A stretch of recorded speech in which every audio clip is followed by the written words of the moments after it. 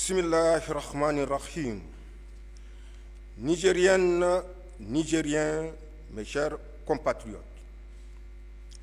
Voici un an que le Conseil national pour la sauvegarde de la patrie, CNSP, sous ma conduite, a décidé de prendre en main les destinées de notre pays, le Niger.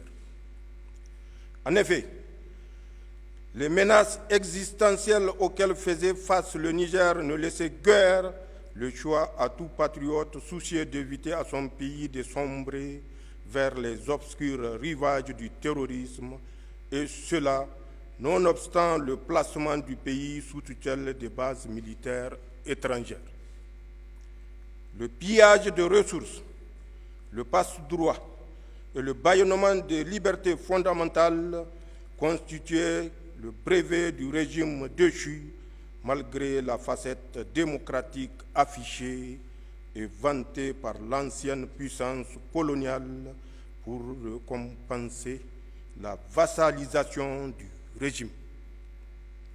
Victime de cette situation, notre peuple a adhéré à la nouvelle marche imprimée par le CNSP, transformant le coup d'État en un vaste mouvement de libération nationale et de reconquête de la dignité populaire. Cette défiance vis-à-vis du régime déchu, combinée à la menace et aux sanctions iniques imposées par la CEDEAO, a entraîné le rejet de toute influence extérieure par les Nigériennes et les Nigériens. Au plan national, le changement a engendré un élan patriotique sans précédent, expression des aspirations profondes de nos populations à la liberté, à la dignité et à la souveraineté nationale. C'est conscient de l'immense espoir suscité par les événements du 26 juillet 2023 et pour être en symbiose avec les aspirations populaires que le CNSP s'est engagé sous ma direction, d'une part à la refondation à l'intérieur du pays et d'autre part à la construction de l'Alliance des États du Sahel dans notre voisinage immédiat. Notre ambition pour le Niger se décline, comme vous le savez, autour de 4 axes, à savoir le renforcement de la sécurité et de la cohésion sociale, la promotion de la bonne gouvernance, le développement des bases de production et enfin l'accélération des réformes sociales. L'adhésion forte de la population à l'élan imprimé le 26 juillet 2023 nous commande ensemble le devoir de réussir l'œuvre de refondation ainsi voulue avec un engagement patriotique sans faille. C'est dans cette optique que j'ai engagé le gouvernement à mettre les mesures et actions nécessaires pour l'aboutissement de la vision portée par le Conseil national pour la sauvegarde de la patrie dans le cadre d'un programme destiné à renforcer notre résilience et assurer le développement des bases de production en tirant les leçons de l'impact des sanctions illégales, iniques, inhumaines d'une CEDEAO aux ordres. Des lettres de mission ont à ce titre été remises aux membres du gouvernement qui en feront le bilan sectoriel. Mes chers compatriotes, au plan de la défense et de la sécurité du territoire, la montée en puissance de nos forces sur les théâtres des opérations ne fait plus aucun doute. Qu'il s'agisse de la lutte contre le terrorisme dans le Liptako-Gourma et dans le bassin du lac Tchad, ou dans le cadre de la lutte contre le grand banditisme, nos forces de défense et de sécurité engrangent des succès. C'est le lieu de rendre un vibrant hommage à nos forces de défense et de sécurité pour le lourd sacrifice consenti au service de nos populations. La nation entière, à travers moi, exprime sa reconnaissance à votre endroit et manifeste sa solidarité envers les veuves et les orphelins des soldats tombés sur le champ d'honneur. Pour ma part, je fais le serment de garantir la montée en puissance de nos forces de défense et de sécurité en réaffirmant la ferme détermination de toutes les autorités compétentes à poursuivre le renforcement des capacités de nos forces armées. L'État continuera à s'investir dans l'acquisition des moyens conséquents requis à la hauteur de la menace. Nigériennes, Nigériens, la conquête de la souveraineté passe avant tout par l'exploitation des ressources nationales au profit de nos populations. À cette fin, j'ai lancé dans toutes les régions du pays le programme de grande irrigation dont l'objectif vise à assurer l'exploitation optimale des potentiels agro-pastoral en vue de l'atteinte de notre souveraineté alimentaire. Ce programme phare engagé sur financement propre promet des résultats satisfaisants.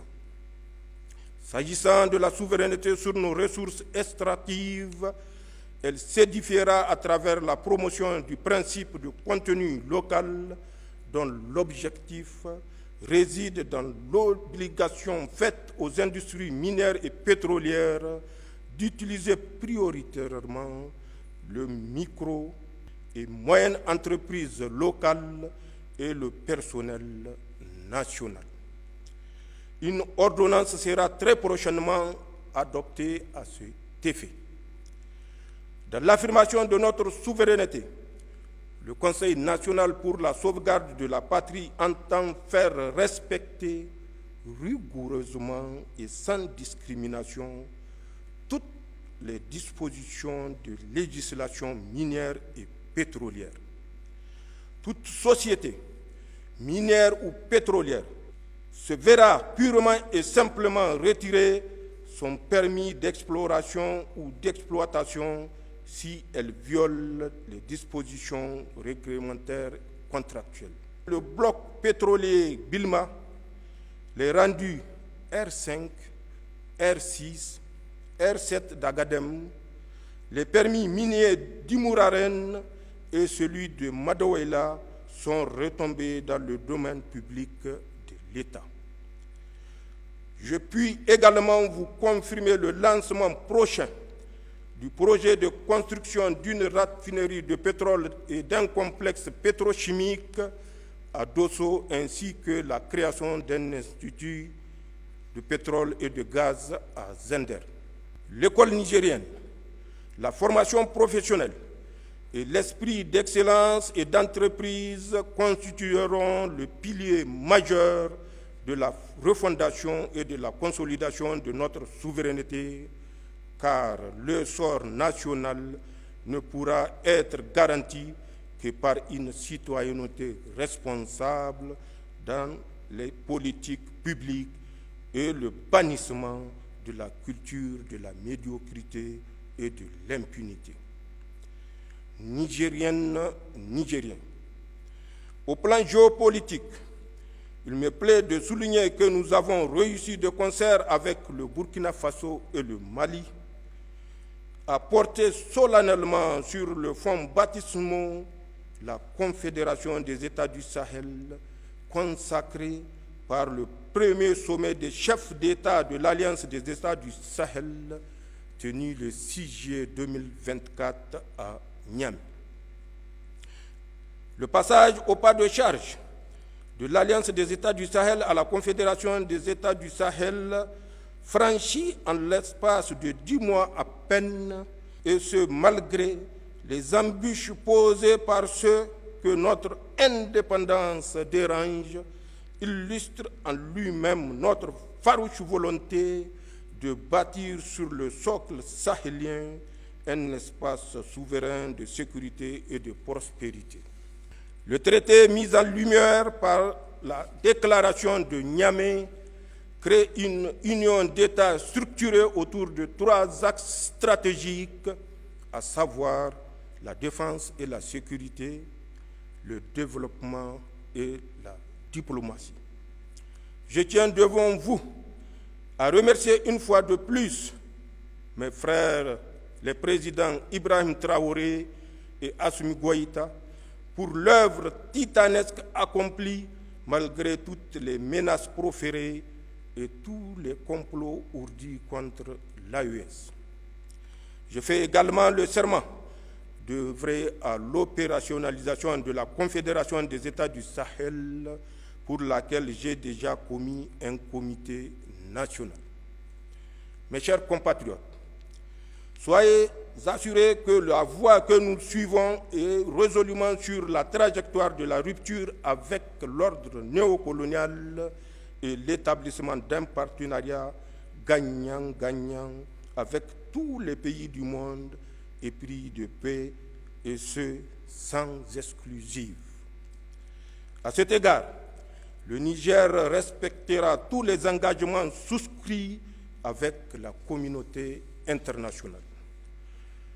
La désinformation orchestrée par les organes néocoloniaux et certains compatriotes renégats dans le rôle d'esclaves de salon, selon la formule de mon frère le président Ibrahim Traoré, ne nous détournera pas de notre marche triomphale vers la souveraineté. Aucun État, aucune organisation interétatique ne nous dictera la conduite à tenir, ni son agenda en matière de partenariat stratégique ou diplomatique. Et ceux qui fantasment sur la remise en selle imminente des régimes déchus à leur solde vont déchanter. Ils devront se rendre à l'évidence avant qu'il ne soit trop tard. Notre marche vers la souveraineté pleine et entière est inexorable. Mes chers compatriotes, c'est dans le cadre résolu de cette marche que s'inscrit une série de mesures préalables et actions prises par le Conseil national pour la sauvegarde de la patrie pour asseoir davantage notre souveraineté, à savoir, et sans être exhaustif, la dénonciation des accords de défense et de sécurité qui lient le Niger à la France, le renvoi de l'ambassadeur de France comme persona non grata, la suspension des droits de diffusion au Niger de certains médias propagandistes français, le retrait du Niger et du Burkina du G5 Sahel, l'abrogation de la loi 2015-36 du 26 mai 2015 relatif au trafic illicite des migrants, le retrait du Burkina, du Mali et du Niger de la CEDEAO, la dénonciation de l'accord militaire entre le Niger et le Bénin, la nationalisation de la Société nationale des eaux, la dénonciation de la convention fiscale entre le Niger et la France, la dénonciation de l'accord relatif au statut du personnel militaire des États-Unis. Nigériennes, Nigériens, mes chers compatriotes, d'autres mesures comme la création de la commission de lutte contre la délinquance économique, financière et fiscale, COLDEF, visent, elles, à assainir le climat socio-économique en rétablissant l'État et nos populations dans leurs droits. L'œuvre de reconstruction ne peut se faire qu'avec le concours de tous et en faisant ensemble le diagnostic des errements passés pour parvenir à l'administration des remèdes conséquents et adaptés à la prévention de la délinquance économique.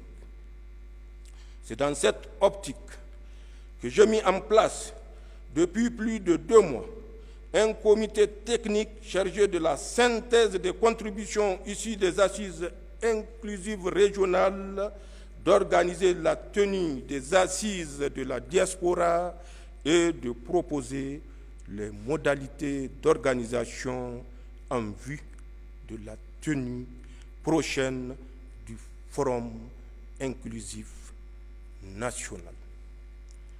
Zancen ƙasa ne, Labusanino. Vive le Niger, vive la Confédération des États du Sahel. Je vous remercie.